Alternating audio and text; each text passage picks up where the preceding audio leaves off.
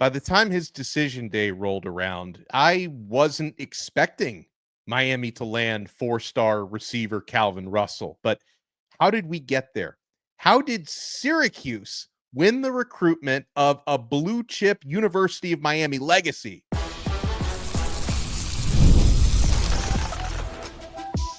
You are Locked On Canes, your daily podcast on the Miami Hurricanes, part of the Locked On Podcast Network, your team every day. One of the main reasons, in my opinion, why Mario Cristobal and his staff have made Miami's recruiting so much more national. And Mario Cristobal, as we know, is an excellent recruiter. And Miami's got a lot of resources to get boots on the ground all over the country, let alone all around the state. But you can't necessarily rely as much on just recruiting Dade, Broward, and Palm Beach, because the athletes from South Florida are getting harder and harder to predict what they're ultimately going to decide. And that was certainly the case with Calvin Russell. I am Alex Donno, University of Miami alumnus, co-host of Locked On ACC, and host of Postgame on the Miami Hurricanes radio network. And thank you so much to the everydayers for making Locked On Canes your first listen and your first watch. We're available free wherever you get your podcasts. We're free on YouTube. We're part of the Locked On Podcast Network, your team every day. Today's episode is brought to you by Game Time. Download the Game Time app, create an account, and use code LOCKEDONCollege for $20 off your first purchase. On this Locked On Canes, we'll talk about the Calvin Russell decision and how that went sideways. We'll also talk about the players who actually want to be Hurricanes, who Miami's got, and what may happen next for the Hurricanes, because you've got some important targets left. Defensive backfield, still looking for safeties, still looking probably maybe for another receiver, still looking at defensive linemen. And if Miami can't find a long-term solution in the Big Ten or the SEC, could the Super League actually become a thing? Let's start with Calvin Russell. And as I mentioned, it was a weird feeling heading into July 5th, Saturday, when he made his decision, because ultimately, I guess Miami wasn't a finalist. He didn't have a Miami hat on the table. A lot of folks had thought leading up to Saturday night, he made his announcement late night at his birthday party. It's really looking like Michigan was going to be the trending favorite there. But ultimately, Russell shocked a lot of people and picks the Syracuse Orange. Now, if you'd zoomed out a few months, we had been talking, for a long time about maybe a Miami versus Syracuse battle.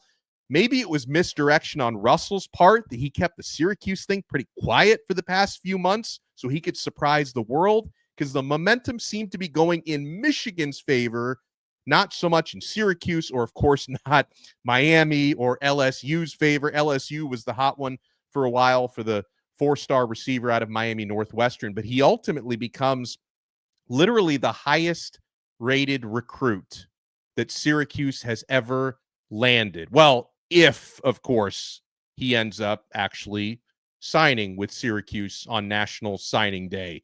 Now, for what it's worth, in the Fran Brown era, a couple of years in Syracuse, their rate of verbal commits actually signing is very high. They've lost maybe only a couple of flips in the Fran Brown era at Syracuse. They're pretty good about retaining the guys they get verbal commitments from. But, ultimately, there's a number of different reasons, folks. And I mentioned Calvin Russell being a Miami legacy. His mother, Chenevia Broussard, played basketball at the U about 20 years ago. She's a UM Sports Hall of Famer. So, a lot of folks thought, hey, Miami hometown school, basketball thing. He did have an offer from Jay Lucas to also play basketball at Miami. He's a two-sport athlete. Maybe Syracuse was a little bit more serious about wanting him for both the basketball and the football team. I think there is, and I don't complain about this stuff, believe me, because sometimes Miami benefits from this and it gets characterized this way. But I think there was an NIL component with Syracuse being willing to cut a really, really big check for Russell, and good for them. It's what it took to get this over the finish line. I do think, though, if the reports are accurate, because one of the things that allegedly Calvin Russell's own agent, his own NIL agent, confirmed a $4.3 million NIL deal for Russell at Syracuse. And again, there's nothing wrong with it, but I think it is a little bit interesting from Fran Brown, who, he told Trevor Pena, who had already been productive at Syracuse, to kick rocks because he was asking for too much money this year. I don't want to disrupt my locker room by paying one receiver more than anyone else. That Fran Brown would then turn around and be willing to cut a $4.3 million NIL check to a player coming right out of high school. So there seems to be a little hypocrisy there on Fran Brown's part. So I caught up with Brian Smith, the recruiting overlord, host of the Portal, to talk about this Calvin Russell decision. And so, first of all, we got into, in Brian's point of view, so he's covered this extensively, why Russell, South Florida kid, why he ultimately chose to leave South Florida to go play his football in Syracuse. What got this over the finish line for the Orange? And if, are we buying these reports about $4.3 million from Syracuse in NIL? Well, I was very surprised that no hat for Miami was on the table either. I had people message me in advance right before, like, what's going on? Why is Miami not? And I'm like, wow, that is wild. My guess is it's more basketball related than it is NIL and recruiting. So Mario is a very old school coach. And while basketball was offered, I don't think he was very open to it. That's my guess. And I doubt you disagree with that. Fran Brown in Syracuse, I mean, that's a basketball blue blood or close to it. So it's a little bit different. And to get him, if you're Syracuse football, no offense, they're not Miami, you got to make extra concessions. I think that was the deal breaker. As far as Miami in general, he knows he could still go there if he calls. Like, there may have to be, like, him and Mario may have to work that part out, but like, you can't turn him down. And he's at Miami Northwestern, a program Miami has made a living off of for 40 plus years. So I would imagine there could still be a reconciliation, as you brought up. But I think that the basketball part is why. Just my opinion. I don't know if that number, $4+ million, I don't know how many years it is. I don't know if it's incentive rated. Right. One of the things that I've learned from pro sports before we got into this NIL era is a lot of agents like to throw out things, and the number is technically true, but he doesn't list all the conditions to reach that. Like, that could be 40% incentive laden, and we don't know. Do you really think? I believe agents? No, because they're trying to make money for themselves. They're trying to look good. They're trying to promote getting new clients. Oh, they got 4 points. We need to get that guy. I'm not stupid. But with that being stated, I did hear that they had some kind of fundraiser to get money for this NIL deal at Syracuse in some capacity. I don't know what it was. So they really wanted him. And maybe they've just changed because, Fran doesn't want to ruin his locker room and all that stuff. But like, there's a certain point where it has to be different for certain players. Nick Saban's talked about that. Certain guys you're going to treat differently because they're better than the other guys. It is what it is. So I don't know if Calvin is going to be treated totally different, but he is a very different talent. They don't get kids like him at Syracuse. So I think they made a concession if they did play the game of, we're going to spend more than we want, but how else are we going to get this kid? Maybe they did it for that reason. Man, come November, it really makes me want to see Miami get some revenge on the field against Syracuse because we're 0 for 2 against Fran Brown. Last game of the season last year, Fran Brown with a little help from Dabo Swinney because Dabo, laid out the game plan of allegedly how to beat Miami. Apparently that game plan worked because Dabo wanted to get in the ACC championship game. But Fran Brown at Syracuse beats Miami on the field, and they get a notable victory off the field, landing Calvin Russell. And yeah, we could talk about the circumstances why, if Miami ultimately maybe, there were certain concessions they weren't willing to make. But no matter the circumstances, it's always disappointing to lose a top player from the area. But we need to focus on the guys who want to be Canes because I know I'm not the only one who feels this way. You guys can let me know in the comments below. The Miami fans or the Miami haters can let me know. But it's long felt like Calvin Russell he wanted to leave home. Never felt like he was that high on Miami. A few weeks ago, after his official visit to the U, we analyzed his comments here on Locked On Canes, and it sounded like a 3-star Yelp review, right? After his visit, like, yeah, I had an okay time at Miami. Yeah, it was all right. I had a little fun. Like, I mean, you weren't blown away by the service, apparently. So, we'll talk about who Miami can still look at wide receiver, and also who they've already landed at receiver, because again, I know that it sounds like sunshine pumping, as people accuse me of from time to time, but Miami already does have 2 really good receivers locked up. It doesn't mean they're not looking for a third, though. Miami's also looking at defensive backs, defensive linemen before this class is over, and potentially another offensive lineman, although the other offensive lineman they're looking at may suddenly be trending away. You want to keep it locked right here. We're only getting started on this brand new episode of Locked On Canes. Guys, the Game Time app is the only ticket app that I use, and there are great reasons for that. I'm getting the best features, I'm getting the best prices, and those prices are going down the closer we get to the event. It's an amazing thing. Have you ever decided at the last minute to head to a ball game with friends or family? I do that all the time. Maybe it's game day and you suddenly realize you want to be in the stands. That's exactly where Game Time comes in. It is the easiest way to grab last minute tickets without the stress. With the money you save on tickets, you can splurge on food, drinks, merch, even invite a bigger group to come with you. Game Time makes it all possible. Game Time makes buying tickets fast and simple. Prices on the app actually drop the closer you get to the first pitch, and they've got incredible last-minute deals, clear seat views, and a lowest price guarantee that takes the worry out of buying. Folks, the panoramic seat views are a game changer. Right there in the app, you can see exactly what you'll be looking at from your seats. There's nothing else like it. Game Time does a great job, so take the guesswork out of buying tickets with Game Time. Download the Game Time app, create an account, and use code Locked On College for $20 off your first purchase. Terms apply. Again, create an account and redeem code Locked On College for $20 off. Download the Game Time app today. Last minute tickets, lowest price guaranteed.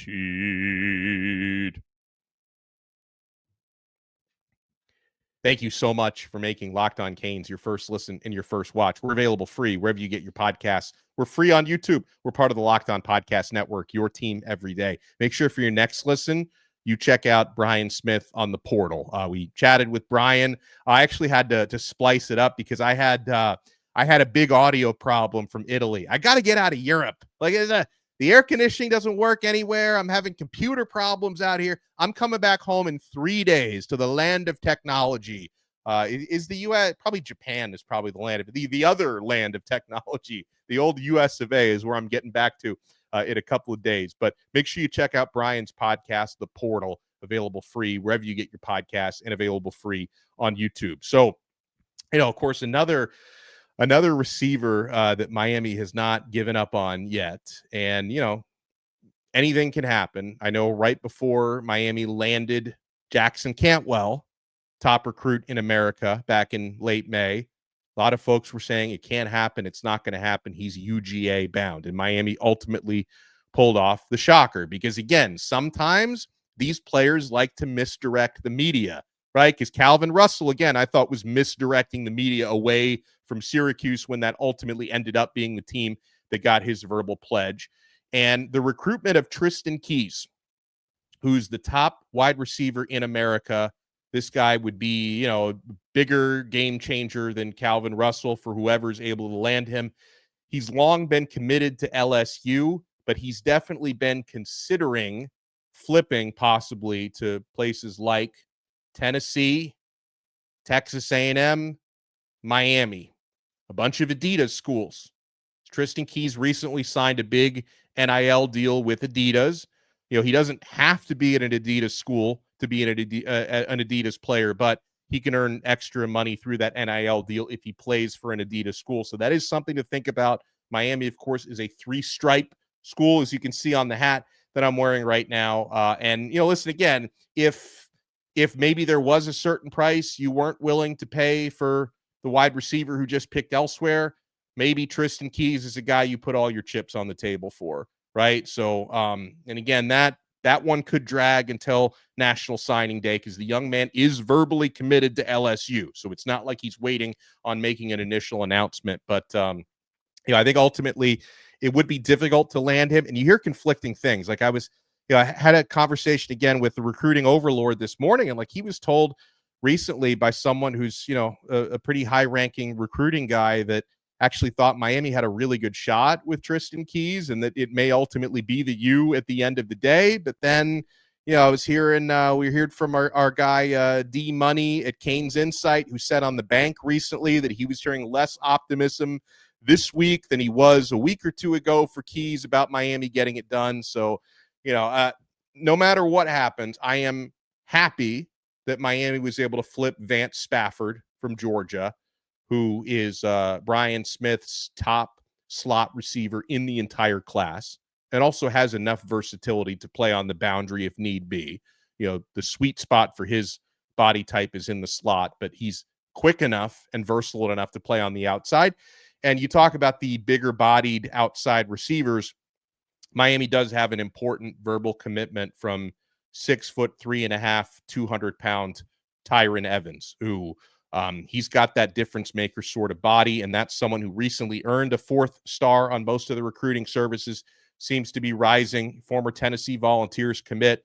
So Miami does have a couple of good ones already, landed at wide receiver, but I know it's been kind of a disappointing cycle nonetheless for Miami fans to look at it. And some people are starting to question, is Kevin Beard, is he not the recruiter that we thought he was? Because, Miami, of course, has had their names out there for some really big fish like Calvin Russell and like, Tristan Keys, who maybe they can still land before it's all said and done. And ultimately, these decisions haven't gone your way. And we have a lot of the same conversations about defensive tackles, right? Miami, recently, missed out on James Johnson was a big one. And, one that you have coming up who's going to be making an announcement in a handful of days. And I hope the Hurricanes can change this narrative before he ultimately makes his decision. 5-star defensive tackle Lamar Brown from Baton Rouge, Louisiana, is going to be announcing on July 10th. Now, I hope this is a good thing. When his announcement happens, which I think is going to be around 1:30 p.m. Eastern time, I saw him mention, 12:30 local time. He's in Louisiana, which would be 1:30 Eastern time is when he's going to make his announcement. I will be on a plane on my way from Europe back to America. I'm going to be in the middle of the Atlantic Ocean when that announcement happens. So maybe Donno being still out of continent might help Miami get some good news there. But in terms of Lamar Brown, and again, with some of the high-profile misses that Miami has had at defensive tackle, which is not to take anything away from a couple of really good players that Miami has landed. Anthony Kennedy Jr. a couple weeks ago, we're very excited about that. And Tyson Bacon is a player that still continues to rise through the boards. But Miami wants another big-time defensive tackle or two. And they've had their names linked to some big-time 5-star players, right? They've missed out on a couple of really good ones. And it seems like Miami is probably trailing right now for Lamar Brown. I'm sure the Hurricanes will have a hat on the table, but LSU versus Texas A&M is the way a lot of folks are characterizing this, with the Hurricanes maybe trying to sneak in there. Now, Texas A&M is still way up there for Lamar Brown, despite the fact that they just landed a couple of days ago Bryce Perry-Wright, another 4-star or 5-star defensive tackle that Miami was pursuing. Can they get another big-time one? Because, players love to do this on social media. You take it with a grain of salt. But, right after the Bryce Perry-Wright Texas A&M commitment, Lamar Brown tags him in an X post and talks about, hey, we should team up and dominate the SEC. So it's like, is he a Texas A&M lean now? A lot of people think he is. You hope Miami can regain some momentum, though, for Brown, because you can remember after his official visit, it was either late May, early June, first or second official visit weekend. There was a lot of buzz. He kept talking about what a good time he had on the Miami visit. Miami really seemed to be setting the tone for his recruitment. I mean, if you're looking to make a big splash on that defensive line, for our guys Damian Lewis and Jason Taylor out there on the recruiting trail, you couldn't make a bigger splash than Lamar Brown at this point. So that's another player who's out there. Defensive back recruiting has been really good to Miami so far in this cycle. Hurricanes have landed not 1, not 2, 3, but 4 4-star cornerbacks already in the class of 2026, with the most recent one being Brody Jennings flipping his commitment from Michigan to Miami a couple of days ago. Big-time player out of Jacksonville, Mandarin High School. And Brody Jennings was someone, our guy Brian Smith says he feels that that's someone he would be shocked if he doesn't play first year. Like he's one of those year one type of guys like OJ Frederick was last year or Xavier Lucas was at Wisconsin, that Brody Jennings, 6'1", he's big and long, he's physically mature, very polished, very intelligent player, that could be a guy who could make an immediate impact. So Miami's got a quartet of 4-star cornerbacks. They haven't landed a true safety in the class, at least not yet. I think that would be the next thing you look for. Miami's missed on some safeties so far in this cycle, but a couple of guys who are remaining targets. Gabby Urrutia at Inside the U was talking about them this week. Tyreek Green, 4-star safety, who's got a July 12th announcement coming up. Now, his home state, he's from Buford, Georgia. His home state, Georgia Bulldogs, are considered, for what it's worth, the trending leader at On3 Sports. Georgia's already landed. Miami has even taken one from them, Jontavius Wyman. But Georgia has already landed a bunch of defensive backs in this cycle. Maybe they can't have everybody. And Tyreek Green is someone Miami has really made a priority. And then another one Miami's made a priority, and his name has come up a lot over the last couple of months, is another 4-star safety, Blake Stewart, who's got a July 13th announcement coming up. So between the two of them, Green on July 12th, Stewart on July 13th. Now, in the case of Blake Stewart, he's been linked frequently to Clemson. That's looked like the trending leader for him. But as we've learned in this cycle, in a lot of recent recruiting cycles, being the crystal ball leader, Georgia had those crystal balls for Jackson Cantwell. I mentioned Bryce Perry Wright, who a couple days ago committed to Clemson. It looked like, he committed to Texas A&M, but it looked like he was Clemson bound. So, sometimes these trends can change at the last minute. So if Miami is truly making Tyreek Green and or Blake Stewart a priority, maybe it's more likely you get Blake Stewart, because it's hard to imagine Georgia missing another player to Miami. It's already happened a few times this cycle, right? Jackson Cantwell, Jontavius Wyman, Miami flipped Spafford, the receiver from Georgia. So, how many times can Miami beat UGA? And they've beaten Miami their fair share as well. I get it, but how many times can Miami beat UGA in the same recruiting cycle? But those are a couple of the defensive backs that Miami is after. There's a significant update on Breck Kolajay, top interior offensive lineman, who not so long ago looked like a Miami lean. Is he still, though? You want to keep it locked right here. We're not done yet on this brand new episode of Locked On Canes.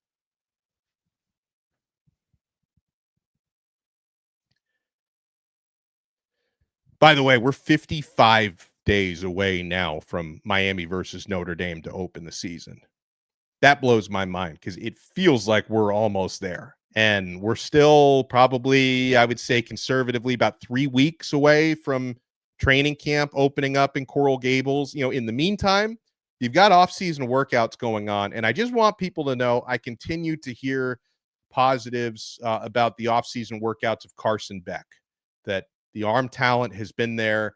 I haven't heard anything that would sound alarming about his, recovery, long-term recovery from the elbow surgery in terms of, the velocity being down or looking rusty. Haven't heard anything like that. So it sounds to me like Carson Beck is ready to go. And, if anything, with all the negative attention he's gotten this offseason about leaving Georgia for Miami, all the NIL scrutiny, breakup with a Cavender twin, Lamborghini stolen, like all of the negative press that Beck has gotten this offseason, I think that's going to motivate him to work even harder, because the chip on the shoulder gets bigger and bigger. I think eventually it may even be a Cam Ward-sized chip on the shoulder, because he was playing with a gigantic chip this past year was Ward. We saw what he did. So, continue to hear good things about Carson Beck, who's got his one final season to try to win something at Miami and try to raise that draft stock back into the first round, where everyone thought it was going to be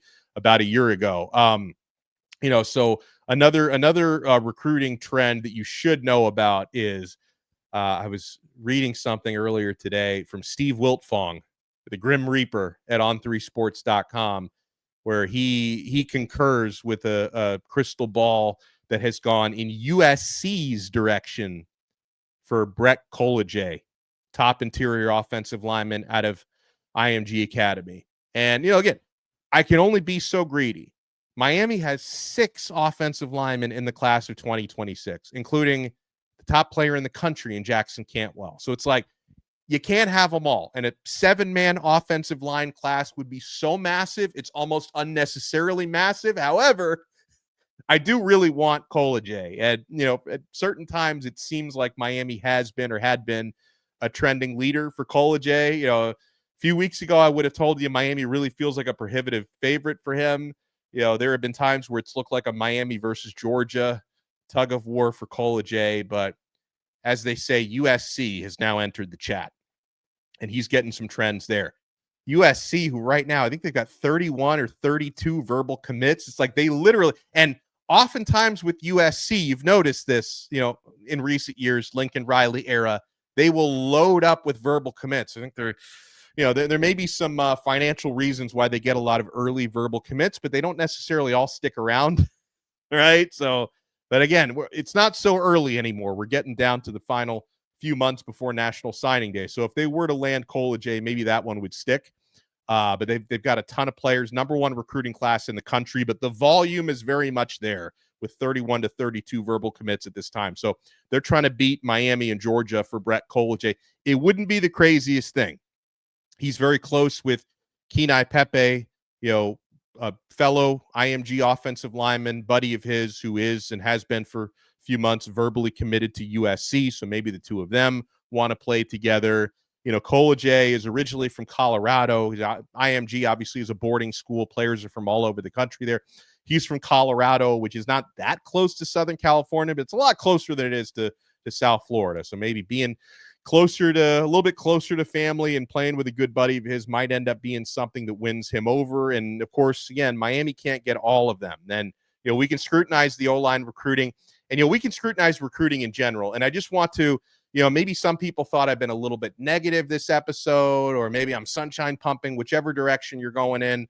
I find it interesting that we can scrutinize and complain so much about a recruiting class that currently ranks 8th in the country. It's pretty darn good with, several months left to go till December. Miami has a top 10 recruiting class right now, 20 verbal commits. We're expecting probably at least 5 or 6 more verbal commits before the cycle is over. But, you've won some important battles, Spafford and Cantwell being a couple of big ones Miami has won.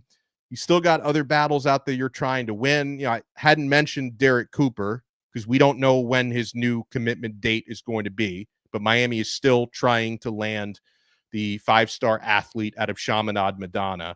But it's, you've lost a couple of key battles, but then when you zoom out, it's like we complain about recruiting, but Miami's sitting in a pretty good spot right now. Let's hope the momentum can start up again soon. Thank you guys so much for making Locked On Canes your first listen and your first watch. Smash that like button and subscribe to our channel. Subscribe on Apple Podcasts, Spotify, Odyssey app, wherever you get your pods. Subscribe on YouTube, and we'll talk to you again next time on another episode of Locked On Canes. We are part of the awesome Locked On Podcast Network, your team every day.